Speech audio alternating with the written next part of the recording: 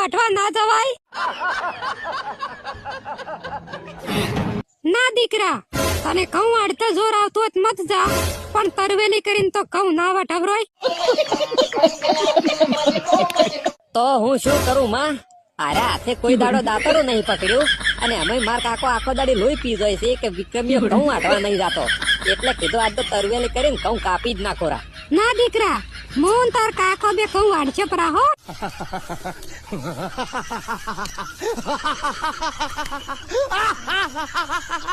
ચમલા એકલો ને એકલો ઘઉં વાટવા જતો રહેશે?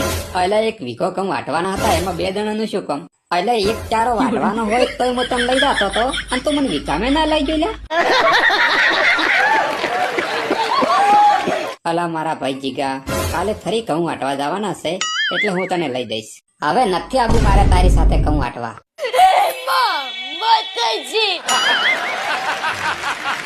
અરે તારી પાસે તો દાતરડું નતું અને મેં તને જે ઘઉં વાટવા દાતરડું આલ્યું હતું ને એ પાછો આલ દેરો નહીં. અને જયારે તને ઘઉં વાટતા નતા આવડતા ત્યારે મેં તને શીખવાડ્યા હતા અને હવે તું એકલો ને એકલો ઘઉં વાટવા જતો રહેશે ડફોળ.